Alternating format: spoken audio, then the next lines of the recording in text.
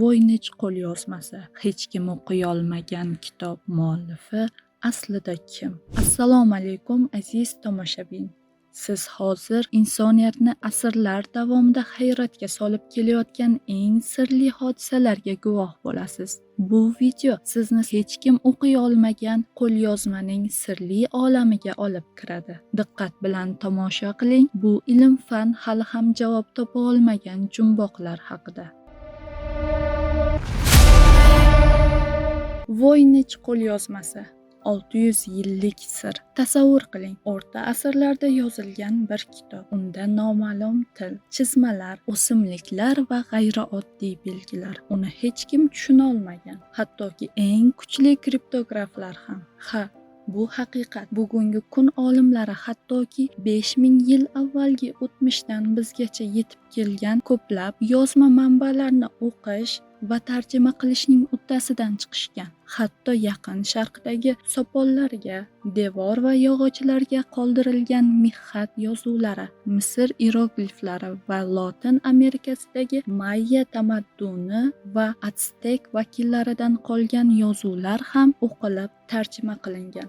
Biroq nisbatan yaqin o'tmishimizdagi bir kitob borki, uni hech qaysi buyuk deshifrator, matnshunos, manbashunos yoki boshqa mutaxassislar o'qiy olishmagan. Hatto bu kitobning nima maqsadda yozilgani va unda nimalar yozilgani ham noma'lum bo'lib qolmoqda.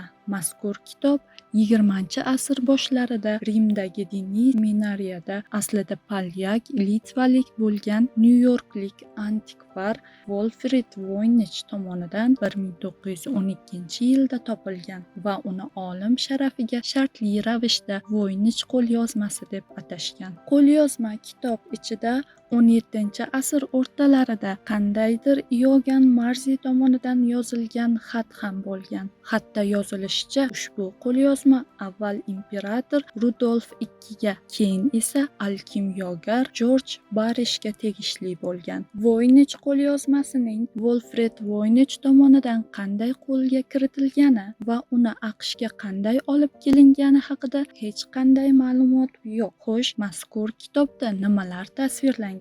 Javobi qiziq bo'lsa, videoga like bosing va bizga obuna bo'lishni unutmang. Ushbu qadimiy qo'lyozma sahifalarida g'alati shakldagi idishlar ichida o'tirgan odamlar, tabiatda uchramaydigan gul va o'simliklar, yalang'och badanlarning g'alati tasvirlari, yashil suyuqlikda cho'milayotgan ayollar tasvirlangan. Qalam bilan yozilgan harflar biroz tanish ko'rinadi, lekin ayni paytda ular boshqa hech qaysi alifbo hamda yozuv turlariga o'xshamaydi. Dunyoning eng yaxshi kriptograflari ham kitob matnini o'qishga harakat qilishgan, ammo bu ishning uddasidan chiqa olishmagan. Mazkur kitob sahifalari pergamentdan bo'lib, 240 sahifani o'z ichiga oladi. Undagi chizmalar esa mavzusiga ko'ra 6 qismga bo'linadi. Tarixchi Sinclair Mackey o'zining Sivilizatsiya shifrlari kitobida ushbu sirli qo'lyozmaga alohida va kattagina bir bob bag'ishlagan. Mackey ushbu asarida sirli kitob haqidagi tekshirilgan va ishonchli ma'lumotlar haqida o'rtoqlashadi va u haqida mashhur afsonalarga ham to'xtalib o'tadi. Unda keltirilishicha, AQShda Voynich qo'lyozmasi Amerikaning eng yaxshi kriptograflaridan biri William Friedmanning qo'liga tushdi. Olim bir necha 10 yillar davomida qo'lyozmani o'qish uchun kurashdi, ammo harakatlari hech qanday natija bermadi. Friedman maxfiy kodlar, shifrlar, yozuvlar bo'yicha eng yaxshi mutaxassislarni o'z ichiga olgan butun bir kodbuzarlar jamoasini tuzdi. Ular matnshunoslik faniga ma'lum barcha usullarni ishga solishsa ham jumboqning tagiga yeta olishmadilar. 1951-yilda Friedman o'zining hamkasbi Jon Tiltmanga yordam so'rab murojaat qiladi. O'z kasbining ustasi bo'lgan olim Voynich qo'lyozmasi yechimiga turli tomonlardan yondashib ko'rgan. Masalan, u qo'lyozma varaqlari bo'ylab sochilib yotgan gullarning g'aroyib tasvirlarini o'rgandi. Lekin u bilan bog'langan botanik va bog'bonlarning hech biri bu o'simlikning tabiatda borligini tasdiqlay olmadi. Tiltman yulduz burchlari, ramzlari va yulduzli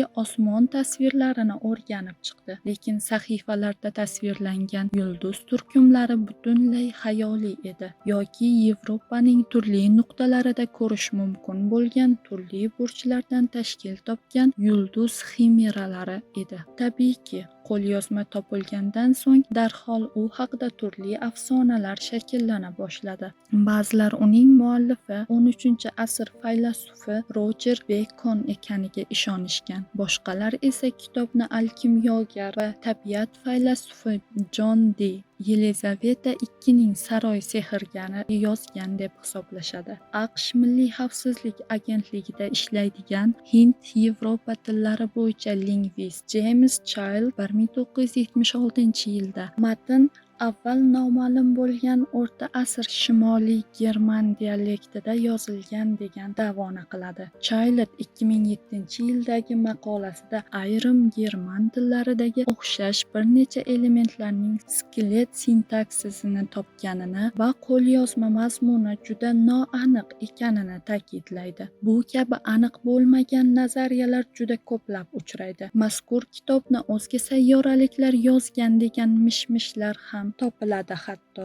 Ammo bu farazlarning hech qaysisi hali o'z tasdig'ini topganicha yo'q. Bugungi kunda Voynich qo'lyozmasi Yel universitetining nodir kitob va qo'lyozmalar kutubxonasida saqlanmoqda. Ushbu qo'lyozma dunyo tilshunos olimlari va kriptograflari uchun erishib bo'lmaydigan Everest cho'qqisi kabidir. Eng yomoni, bu cho'qi kelajakda ham zabt etilmay qolishi mumkin. Bu hodisalar bizga shuni eslatadiki, ilm-fan qanchalik rivojlangan bo'lsa ham hali o'rganilmagan, kashf etilmagan olamlar juda ko'p va ular sirlarga to'la. Har bir sir o'rganish, tafakkur va hayratga yo'ldir. Agar sizga sirli ilmiy jumboqlar, haligacha yechilmagan hodisalar haqida videolar yoqsa, bizga like bosing, fikr va mulohazalaringizni izohlarda yozib qoldiring va albatta kanalimizga obuna bo'lishni unutmang. Oldinda yanada ko'proq hayratomuz sarguzashtlar sizni kutmoqda.